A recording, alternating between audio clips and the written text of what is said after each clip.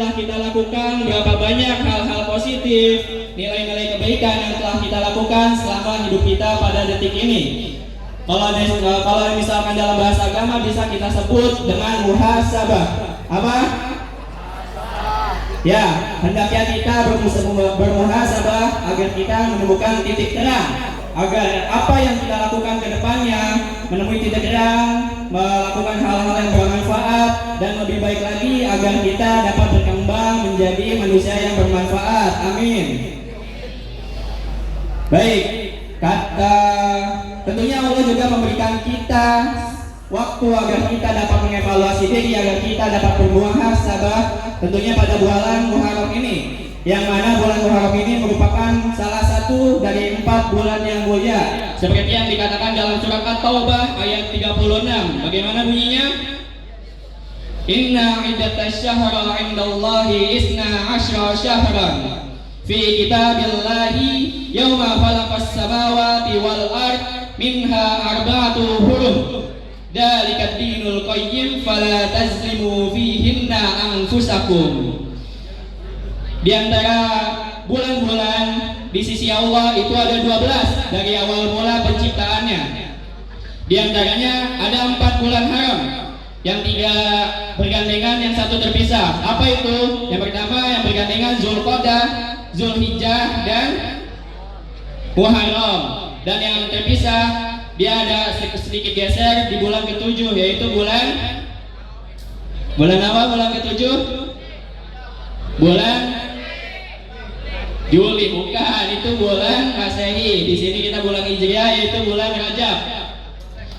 Baik, kita manfaatkan bulan Muharram ini, bulan haram, untuk meningkatkan ibadah sebaik mungkin. Karena apa? Fala tazlimu fihinna anfusakum. Janganlah kalian menzalimi diri kalian di bulan yang suci ini. Karena ketika kita berbuat maksiat, kita berbuat dosa, dosa kita dikali 2. Beda dengan bulan-bulan biasa. Kalau misalkan di bulan biasa kita berbuat dosa-dosanya 1, kalau di bulan Muharram ini dan di bulan Zulqa'dah, Zulhijjah, dan Rajab itu kita berbuat dosa, dosanya dikali 2. Ada yang mau dosanya dikali 2? Oke. Begitupun ketika kita berbuat kebaikan, kebaikan kita pun akan dikali 2. Jadi hendaklah kita berlomba-lomba di bulan Muharram ini untuk berbuat kebaikan. Kita mengevaluasi diri, kita kembali memperbaiki diri, mengembalikan kehormatan-kehormatan yang telah diberikan Allah Subhanahu wa taala kepada kita semua. Baik, kita kembali kepada Muharram. Hormat itu sesungguhnya diambil dari bahasa Arab, yaitu hurumah. Segala sesuatu, hukum, serta keadaan yang mengembalikan kita kepada keadaan terhormat. Jadi haram itu bukan hanya sekedar larangan yang tidak boleh kita kerjakan, namun haram itu adalah sebuah hukum yang dapat menjaga manusia agar tetap dalam keadaan terhormatnya. Keadaan terhormat seperti apa? Haram. Mencuri itu haram apa enggak? Ya, dengan mencuri tentunya dapat menurunkan kehormatan seorang manusia. Betul apa betul? Kita boleh nggak mengejek teman? Kita boleh nggak melihat yang haram? Ya, semua itu adalah tindakan haram yang dapat menurunkan kehormatan seseorang. Baik, di bulan Muharram ini marilah kita mensucikan, kita mengevaluasi, kita jaga pandangan dari yang melihat yang haram-haram, melihat yang tidak terhormat. Kita jaga mulai dari 3 hari pertama, kita benerin mata kita terlebih dahulu agar selalu melihat hal-hal yang halal, melihat hal-hal yang baik dan lain sebagainya. Lalu dari mata turun ke, nggak langsung ke hati. Dari mata turun ke mulut. Kita jaga lisan kita agar tidak berkata yang kasar, agar tidak berkata yang tidak wajar, berkata yang tidak mulia. Kita jaga. Mari di bulan Muharram ini kita mulai menjaga lisan kita agar selalu berkata yang baik dong, bukan yang salah. Oke. Di bulan Muharram ini kenapa tobat kita diterima, dapat pahala kita dikali 2, dosa kita dikali 2, dan Allah lebih mudah menerima tobat kita di bulan Muharram ini. Ada yang tahu sebabnya kenapa? Ya, karena dulu Rasul, Nabi dan Rasul itu hampir semuanya mengalami kejadian-kejadian, mujizat-mujizat itu di bulan Muharram, tepatnya di tanggal 10. Ada yang namanya istighfar Nabi Adam. Ada yang tahu? Jadi dulu Nabi Adam itu diizinkan punya satu kesalahan. Satu kesalahan tuh, bapak moyang kita Nabi Adam satu kesalahan, keluar dari bumi. Lah kita kesalahannya banyak, pengen masuk, nggak nyambung. Ya, jadi bapak moyang kita Nabi Adam itu punya satu kesalahan, dikeluarin dari bumi. Lalu fataqwa Adam min rabbih kalimatun. Maka Nabi Adam mengingat kalimat dari Allah Subhanahu wa taala, maka tobatlah Nabi Adam membaca istighfar dan berbunyi Rabbana zalamna anfusana wa in lam taghfir lana wa tarhamna lanakunanna minal khasirin. Ya, lalu diterimalah permintaan maaf Nabi Adam dari Allah Subhanahu wa taala, tepatnya di tanggal 10 Muharram. Dan juga ada yang namanya tadi itu tobatnya Nabi Adam, istighfar Nabi Adam, ada juga istighfarnya Nabi Yunus. Ada yang tahu Nabi Yunus kenapa? Ditelan ikan apa namanya? Ikan nun. Jadi kenapa Nabi Yunus ini ditelan ikan nun? Dulu Nabi Yunus ini melakukan kesalahan, yaitu meragukan janji Allah. Dulu Allah memerintahkan Nabi Yunus untuk berlayar karena akan ada banjir bandang, banjir besar. Lalu Nabi Yunus memperingatkan kepada kaumnya, wahai kaum, wahai umat, marilah kita berlabuh menaiki kapal ini agar kita tidak terkena banjir bandang. Lalu kata umatnya, nanti kalau misalkan ada banjir bandang kita bakal naik ke gunung, tenang aja nggak bakal kena. Akhirnya Nabi Yunus meninggalkan umatnya, lalu dalam hatinya berkata, ya udahlah saya naik kapal aja, kalaupun nanti banjir yang gak jadi saya udah jauh. Di situ kesalahannya tuh, Nabi Yunus meragukan janji Allah. Lalu Nabi Yunus naiklah ke kapal. Di atas kapal, kapalnya kelebihan muatan nih. Ada yang melakukan kesalahan, lalu diundilah nih siapa yang melakukan kesalahan. 3 kali keluar namanya Nabi Yunus. Akhirnya Nabi Yunus dibuang tuh ke laut. Dan atas izin Allah datanglah ikan nun yang menelan Nabi Yunus. Dan ketika Nabi Yunus di dalam perut ikan, dalam Al-Quran disebutkan Nabi Yunus menemukan 3 kegelapan. Apa aja? Yang pertama kegelapan malam. Yang kedua kegelapan apa?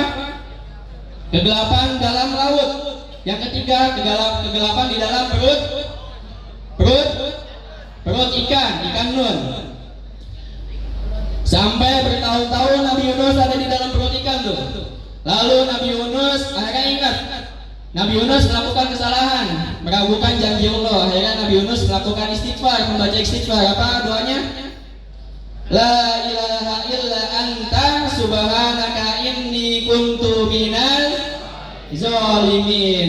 Akhirnya dibacain tuh istighfar Nabi Yunus, perut ikan perutnya sakit. Lah coba di dalam laut mau nyari apotek kemana tuh perutnya sakit? Di dalam perut. Lalu ikan nun ini perutnya sakit, akhirnya memudahkan Nabi Yunus dan keluarlah Nabi Yunus. Dan kejadian ini terjadi di tanggal 10 Muharram. Ada juga tuh kisah Nabi Ibrahim yang selamat dibakar oleh siapa? Raja Namrud. Jadi dulu malam-malam Nabi Ibrahim, karena Nabi Ibrahim sadar nih menyembah berhala itu salah. Malam-malam Nabi Ibrahim menghancurkan tuh semua berhala yang kecil-kecil, ditebas satu-satu, hancur semuanya berhala yang kecil. Ditinggalkan satu berhala yang besar, lalu ditancapkan kapak yang digunakan untuk menghancurkan berhala yang kecil ini di berhala yang besar tersebut. Ditancapin, pergilah Nabi Ibrahim.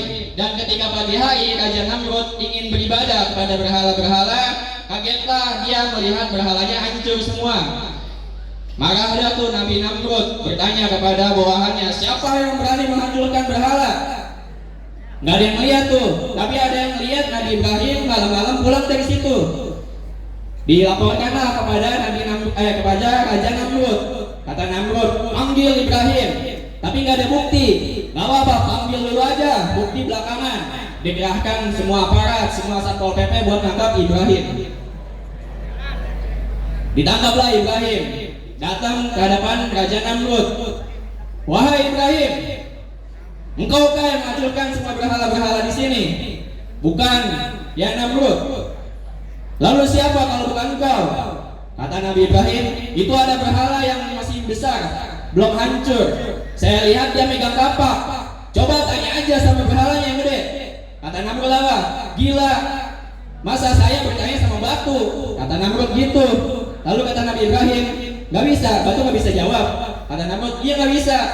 Balik lagi kata Ibrahim, terus kenapa disembah? Dia jawab pertanyaannya gak bisa. Yang namanya batu gak bisa jawab pertanyaan, lalu kenapa disembah? Marahlah Nabi Namrud ketika itu. Lalu Nabi Namrud bilang, kurang ajar kamu Ibrahim, bakar Nabi Ibrahim. Akhirnya para bawahan Nabi Namrud membawa Nabi Ibrahim ke dalam api. Raja Namrud, dibawalah Nabi Ibrahim ke dalam kobaran api. Dan atas perintah Allah, ya narun kuni bardan wassalaman. Ya wahai api, Allah bilang nih ke apinya, jadilah dingin dan selamatkanlah Nabi Ibrahim. Nabi Ibrahim masuk ke dalam api, sehelai rambut pun tidak terbakar. Karena kenapa? Nabi Ibrahim takut sama Allah, dan api itu punya siapa? Allah. Maka Allah memerintahkan api agar menyelamatkan Nabi Ibrahim dari kobaran yang kita kira panas, tapi Nabi Ibrahim justru kedinginan masuk ke api itu. Dan itu terjadi di 10 Muharram. Ada juga kisahnya Nabi Musa. Ada yang tahu Nabi Musa? Dulu Nabi Musa lahir ini dalam keadaan yang sulit. Kenapa? Ada seorang yang berkata kepada raja siapa ketika itu? Firaun, bahwa akan ada anak yang lahir, anak laki-laki yang lahir yang akan menghancurkan kekuasaannya. Lalu ketika itu